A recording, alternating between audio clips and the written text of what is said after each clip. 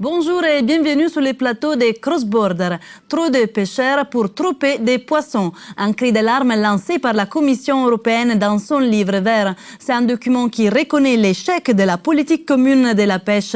80% des ressources de mer européennes seraient trop exploitées selon la Commission. La discussion sur la réforme à venir pour 2013 est ouverte. Le Parlement aura pour la première fois un rôle très actif grâce au traité de Lisbonne. Alors comment sauvegarder le travail des milliers de pêcheurs tout en protégeant les ressources de la mer? Comment augmenter les contrôles de la pêche illicite? Voici les thèmes de notre émission. Sur le plateau, j'ai le plaisir d'avoir avec moi Madame Maria Patrão Neves, députée populaire. Vous êtes rapporteure dans la commission pêche sur le livre vert. Madame Isabella Lovin, députée vert, vous avez écrit un livre sur la politique européenne de la pêche et son application en Suède. Bonjour. Et nous serons aussi rejoints par téléphone par Monsieur Brian O'Riordan, secrétaire général du collectif international d'appui aux travailleurs de la pêche.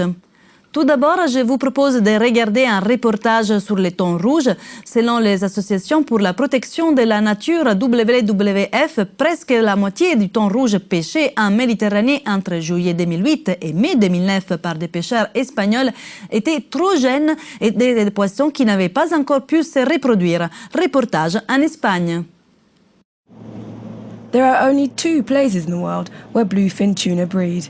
The Gulf of Mexico and here in the Mediterranean. These researchers don't want to kill tuna, they want to tag them with tracking devices.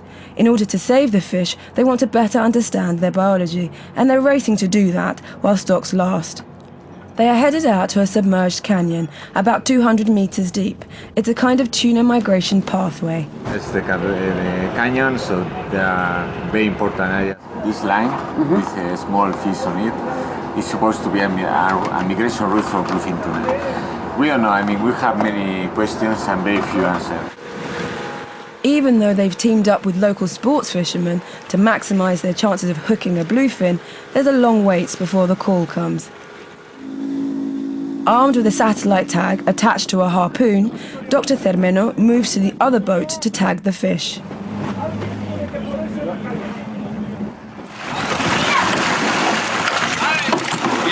¿Lo has marcado? Sí, sí. Espérate, no la sueltes. Espérate, ¿está bien? Sí, sí. ¿Lo has marcado bien, seguro? Sí, vale. Tag will stay on the fish, recording its location and depth for up to a year, before relaying the data back to a satellite. But scientific research will come to naught if there are no bluefin left to manage. Conservationists want an urgent ban. The only option right now is to shut down the fishery for a while, put some order, and then try to adopt the measures that might ensure a sustainable fishery. But to start with, the first measure we need is to suspend the international trade on the species. But the European countries which fish tuna in the Mediterranean coast are opposed to a total ban of the trade. So in November, at the last meeting of the International Commission for the Conservation of Atlantic Tuna, the EU asked for a reduction of quotas. Next year, the allowed catch will be 40% less than today. Good morning, Mrs. Patrão Neves. You've seen the subject on bluefin tuna. The country on the Mediterranean are on the first line. I will say, what is your opinion? Are you happy of this reduction of quota? Greenpeace say that it is not enough. The Italian fishermen say that it is too much. What is your opinion of the Portuguese, for instance? Listen, in what concerns tax and quotas, there's no possible agreement, as you just mentioned. Of course that we have to protect the fishes, because there's no fisheries if we don't have enough fish. On the other hand, we have also a social problem with the fishermen and people that depend on fisheries. So how to deal with these problems? It's not an easy question, black and white, to choose one or the other. This is not only problem of the bluefin tuna. We've seen the same case for the cod in the north of Europe. What you have found out in your book? Yes, my book Silent Seas came out 2 years ago in Sweden.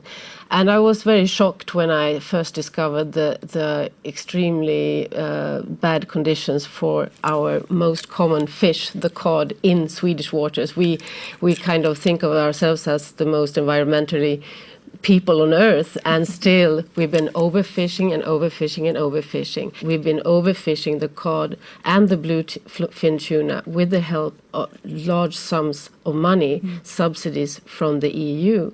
And if we talk about the bluefin tuna again,